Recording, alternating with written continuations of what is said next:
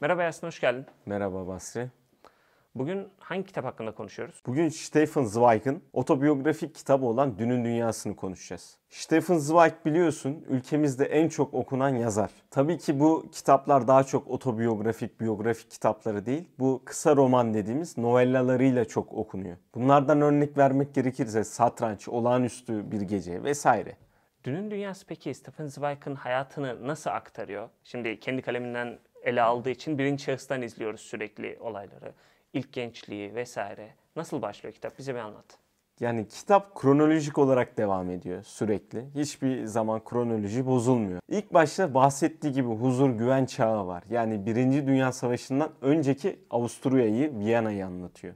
Bu dönemdeki Viyana biliyorsun çok inanılmaz bir entelektüel kapasitesi var. Bu kapasitenin de boşa oluşmadığını aslında kitabında kanıtlıyor. Lise hayatından bahsediyor. Nasıl bir edebiyat çevresinden geliştiğini teker teker kişiler bazında anlatıyor. Birçok düşünürden de aynı zamanda bahsediyor. Mesela hepimizin tanıdığı Freud bunlardan biri. Zamanın Viyana'sında yetişen düşünürlerden biri. Kendisini entelektüel bir şekilde geliştirdiğini, sanat çevrelerinde yetiştiğini söylüyorsun. Evet. Nasıl bir lise hayatı okumuş? Nasıl geçmiş bu yıllar? Ya kendisinin anlattığı şekilde sürekli böyle belirli kafelerde takılıyorlar. Tabii bu kafeler bizim hani nargile vesaire gibi ortamları değil. Sürekli böyle dergi kovalıyorlar falan. Hatta bir anekdot var. Almanya'da mı başka bir ülkede, Fransa'da olabilir.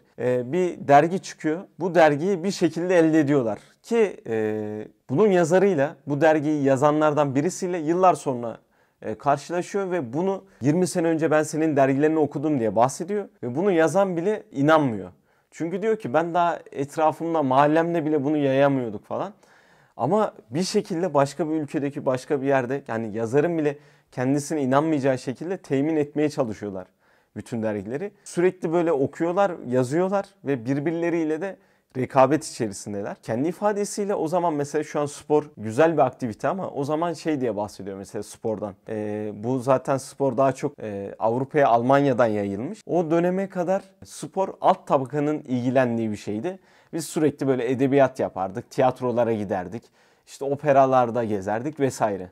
İçinde büyüdüğü aile nasıldı peki? Yani içinde büyüdüğü aile öncelikle Yahudi bir aile. Hani bunu özellikle belirtmemiz gerekiyor. Çünkü kitabın geri kalan kısımlarında Birinci Dünya Savaşı ve özellikle de İkinci Dünya Savaşı'na maruz kalacağız. Özellikle de İkinci Dünya Savaşı'nda biliyorsun ki Yahudiler büyük sıkıntılar çekiyor. Tabii Yahudi olması dışında babası bir tüccar ve fena değil kazançları. Çok iyi bir iş adamı olmadığını söylüyor kitabında ama yine de hayatının bu savaş dönemleri haricinde büyük sıkıntılar yaşamamış. Güzel okullarda okumuş. Güzel bir eğitim almış. Hatta felsefe eğitimi alıyor. Peki felsefe fakültesini seçmesinin özel bir sebebi var. Bunu bize anlatır mısın? Felsefe fakültesini seçerken aslında hangi fakülteyi seçmeyeyim derken felsefeyi seçiyor. Çünkü bütün fakültelerin onun zamanını yediğini düşünüyor. Bir şekilde işte bu diplomayı alayım ama olabildiğince de vakit bana kalsın olarak düşünüyor ve felsefe yazıyor. Hatta şunu belirtelim. 4 senelik üniversite hayatında sadece 1 sene gidiyor üniversiteye. Bir şekilde hızlı bir şekilde öğreniyor ve derslerini verip mezun oluyor. Bu dönemde çok verimli bir yazın hayatı geçiriyor. Bildiğimiz bazı novelleleri, makaleleri dışında bir de mesela farklı bir örnek olsun diye söylüyorum. Üç Büyük Usta diye Türkçe'ye çevrilen bir biyografi kitabı yayınlıyor. Bu biyografi kitabının adı Üç Büyük Usta, Dostoyevski, Dickens ve Balzac şeklinde. Yani şimdi öncelikle bu isimlere bir dikkat etmeni istiyorum. Çünkü Dostoyevski Rus edebiyatı, Balzac Fransız, Dickens İngiliz. Hani çok farklı yerlerden, çok farklı şekillerde beslenmiş Zweig. Yani birden fazla dili aynı anda rahatça konuşabiliyor, okuyabiliyor diyebiliriz. Ya mükemmel bir entelektüel, okuyor, yazıyor, düşünüyor. Hani sadece konuşmakla bitmiyor olay, okumakla bitmiyor. İçinde bulunduğu şehir vasıtasıyla pek çok entelektüel insana rast gelmiş bu adam. Bu insanlarla nasıl etkileşimler kuruyor? Onlardan nasıl besleniyor? Ya biliyorsun bak kitapta da bahsediyor. Eskiden bu kadar vize olayları yok. Yani bu daha çok 2. Dünya Savaşı ile birlikte olan bir olay. Ve buna kendisi çok içerliyor. O yüzden döneminde de bu 2. Dünya Savaşı'ndan önce inanılmaz bir şekilde seyahat ediyor. Dediğin gibi şehir mükemmel bir şehir. Viyana, dönemin Viyana'sı. Ve birçok insanla da tanışma fırsatı buluyor. Bu tanıştığı insanların birçoğunu ben bilmiyorum yani. Zamanında Alman bir şairmiş. Biliyorsun hani şairler çok evrensel olamıyorlar. Hani çevrilince kafiye bozulduğu için çok birebir olmuyor. Romanda bunu daha iyi görebiliyoruz. Daha güzel bir şekilde çevrilebiliyor. Dönemdeki mesela birçok şairden bahsediyor. Ben tanımıyorum ama o kadar güzel bir şekilde bize iletiyor ki hem dış görünüşü olsun hem yazdığı eserlerin güzelliği işte maharetlerini teker teker gösteriyor. Artıdan dönemdeki olaylarla olan ilişkilerini de anlatıyor. İşte bu yazar şöyle bir aktivisti, şu olaylarla ilgileniyordu vesaire. Gelelim Stefan Zweig'ın hayatındaki en büyük felaketlerden bir tanesine. Birinci Dünya Savaşı. Bu savaş onu ve psikolojisini nasıl etkiledi? Öncelikle Zweig zaten bu kitabın en büyük şeylerinden biri, hani temalarından biri savaş karşıtlığı. Kendisi böyle pasifist bir insan ve sürekli etrafındaki insanlara kızıyor. Savaşa nasıl bu kadar duyarsız olabilirsiniz? Nasıl böyle bir oyun olarak algılayabilirsiniz? Öncelikle en büyük felaket 2. Dünya Savaşı. Onu belirtelim. Çünkü kendisi de dile getiriyor ki 1. Dünya Savaşı'nda diyor sadece cephedeki insanlar zarar aldı. Bizim gibi şehirdeki insanlar işte zengin insanlar etkilenmedi. Zaten cephedekileri de biz görmüyorduk. O yüzden çok büyük bir sıkıntı yoktu. 2. Dünya Savaşı'na gelmeden önce biliyorsun Hitler'in yükselişini anlatıyor. Ve hatta birçok yerinde de bu Hitler'den nefret ediyor. Çünkü Hitler ilk önce Zweig'ı yasaklıyor. Sonra kitaplarını yakmaya kadar götürüyor. Evet. Ki o dönem kendisi de bahsediyor ki Almanya'da çok büyük bir okur kitlesi var Zweig'ın. Ya hatta buraya bir parantez açmak gerekirse ben hani bunları dinlediğimde Avrupa'daki okuyucu kitlesini falan hani bir tık daha neden bizim bu okuma yazmada geri kaldığımızı anladım. Ya çünkü adamların 1930'larda yakaladığı rakamları biz belki 2130'larda falan yakalayacağız gibi gözüküyor. İnanılmaz ve ilgi ve alaka var. Biliyorsun 2. Dünya Savaşı'ndaki Hitler'in yükselişini falan bahsettiğini söyledim. Buradaki insanlar birçoğu yazar onlara çok sitem ediyor. Savaş çığırtkanlığı yapıyor. Hatta Varşova ne zaman düşecek diye böyle iddialara falan giriliyormuş. Bahislere gidiyormuş. Ya diyor çıldırıyor adeta ve ya bu bir oyun değil. Yani bu bahse girilecek bir oyun değil. İnsanlar ölüyor ve Zweig'ın inanılmaz hassas bir ruhu olduğunu da zaten hem kitaplarından hem de 1942'de eşiyle birlikte intihar etmesinden anlıyoruz. Bu yüzden de bu savaş çığırtkanlığı yapanları, bahis yapanları inanılmaz bir şekilde nefret ediyor. Tırnaklarına kadar tiksiniyor diyebiliriz. Tabii bu savaş çığırtkanlığı yapan birçok yazar sonradan tövbe ediyor. Çünkü 2. Dünya Savaşı'nın yıkımına maruz kalıyor bu insanlar. Birçoğun ailesi gidiyor, işte soykırım diye bir olay yaşanıyor. Hitler bütün Avrupa'yı o çelik tank paletleriyle eziyor, dümdüz ediyor. Peki Hitler'in bu kadar baskısına rağmen Stefan Zweig'ın göğsünü kabartan bir olay var. Bir opera sahnelenmesi. Bunu bize anlatır mısın? Öncelikle şunu belirtelim. Nazi rejimi birden böyle olmadı. Yani bunlar biliyorsun seçimle gelen insanlar. Hitler bildiğin seçimle geldi. Daha önce bir darbe teşebbüsünde bulundu fakat başarısız oldu. Sonra oylarla birlikte iktidarı ele geçirdi. İktidarı ele geçirirken biliyorsun böyle diktatörlerin bir ortak tarzı vardır. Diktatörü kolay bir şekilde olabilmen için halkın desteğini alman gerekir. Burada da bir Richard Strauss, umarım doğru okuyorumdur. Biliyorsun Almanca biraz telaffuzu zor bir dil. Bu Almanya'nın biliyorsun büyük bir müzisyen geleneği var. Bu da son temsilcilerinden biri. Zweig de kitabında bu adamı şöyle dile getiriyor. Hani birçok büyük sanatçı gördüm. O da çok büyük bir sanatçıydı ama hayatımda kendisine karşı bu kadar objektif olan ilk defa böyle birisi gördüm diyor. Kendisini inanılmaz acı bir şekilde eleştirir ve mükemmelliğe gidermiş. Burada da Zweig'la ilişkileri iyi olduğu için operanın metninin onun yazmasını ister. Zweig da son bu zaten mükemmel bir sanatçının operasında metni yazması onun için büyük bir onurdur. Hızlı bir şekilde yazar ve metni Strauss'a gönderir. Roller dağıtılır, provalar yapılır. Fakat şöyle bir pürüz çıkar. Zweig'ın yazdığı ilk başta böyle çok fark edilmemiştir. Daha sonra işte birden afiş gelir, Stefan Zweig. Biliyorsun hani Yahudi.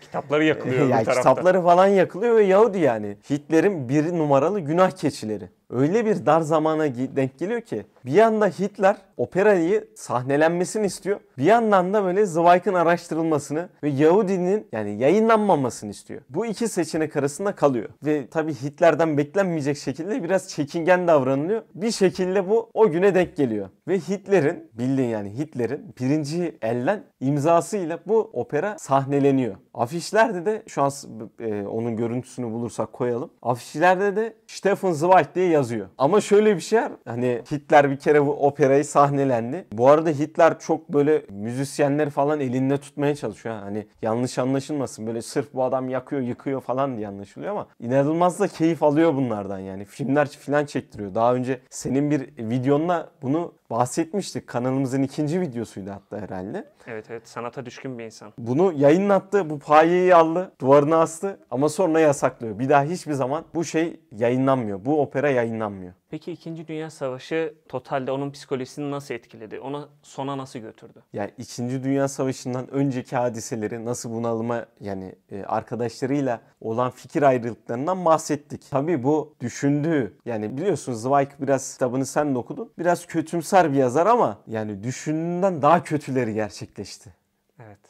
Ya bu da onu inanılmaz bir şekilde bunalıma soktu. Biliyorsun birçok ülkeyi geziyor. İlk başta inanılmaz yazarlarla buluşuyor. İşte bir senin de aklından daha sonra videosunu yapacağımız Tolstoy'un mezarından bahsediyor. Mükemmel bir tasvir ediyor falan. Ama en sonunda kendini daha fazla Avusturya'da barınamayacağı için Güney Amerika'da buluyor. Brezilya'da yazmaya devam ediyor. Fakat Avusturya'dan gitmiş, Almanya falan derken böyle sürekli bir yerlerden kovulmuş. Biliyorsun Avusturya'dan kovulduktan sonra da yani yaşayamayacağını bildikten sonra İngiltere'ye gitmiş. Orada İngiltere'yi hiç sevmiyor bu arada. Hani biliyorsun hem insanlarından da çok haz etmiyor. Hem ya ülkeyi de beğenmemiş açıkçası. Orada dikkatimi çekmişti. Rusya'ya gidiyor, orada Gorki ile falan tanışıyor. Orada muhabbet ediyor. Fakat buralarda gezerken İçine bir şey siniyor. Kimliksizlik. Yani nereden geldiğini, ben kimim gibi sorulara bir türlü cevap veremiyor, bulamıyor. En sonundaki durağı da bahsettiğimiz üzere Güney Amerika. Hani ne alaka? Brezilya. Burada da bir süre kitaplarını yazmaya devam ediyor. Bahsediyor. Fakat orada da en son hani bardak doldu, taştı noktası orası. Eşiyle birlikte intihar ediyorlar 1942'de. Bu arada da hani kendi bir ifadesi var. Ben bütün sabırsızlığımla birlikte yine önden gidiyorum diye. Yani eşiyle de aynı anda intihar etmiyor. Yani bir tane şişeye veronal denen bir zehir koyuyor. Bunu içtikten sonra yani içeceğini belirtip eşine 3 yudum aldıktan sonra eğer sen de benim yanıma gelme arzusundaysan sen de içebilirsin diyor. Yani nitekim eşi de içiyor. Ya toprağı bol olsun diyelim. Gerçekten hani şimdi şöyle yani biraz da öz eleştiri yapalım. Hani lise hayatımda biyografisini okudum. Üç Büyük Ustasını vesaire okudum. Onlar da mükemmel kitaplar. Fakat böyle Türk milleti olarak biraz daha böyle novellaları. Kesinlikle Satranç da mükemmel bir kitap. Amok Koşucusu da mükemmel bir kitap. Olağanüstü Bir Gece de çok güzel bir kitap ama ya biyografisi, Dünün Dünyası özellikle 10 üzerinden puanlama gerekirse 11 diyorum. O kadar mükemmel bir kitap. Ya kesinlikle sana katılıyorum. Benim de son 1 yıl içerisinde elimden geçen en iyi kitap abi. Ya çünkü kişi tasvirleri, yaşanmışlıklar. Ya hani bir de bu kadar dolu dolu bir yaşam. Yani izleyenlerimiz okuyunca daha iyi fark edecek. Ya çünkü belki %2'sinden falan bahsettik kitabın. Bu kadar dolu dolu yaşayan birisiyle hani böyle sohbet de etmek isterdim açıkçası. Biraz da sohbet tadında kitap. Ya keşke birkaç tane daha böyle anı kitabı bıraksaymış dedim. Çok teşekkürler Yasin. Ben teşekkür ederim. Seyircilerimize söylemek istediğin son bir şey var mı? Şöyle bir Zweig sözüyle noktalayalım. Biraz daha böyle optimist bir söz. Belli bir hedefi olmayan her hayat bir hatadır. Bir kez kendini bulmuş olan kişinin bu yeryüzünde yitirecek bir şeyi yoktur artık. Ve bir kez de kendi içindeki insanı anlamış olan bütün insanları anlar.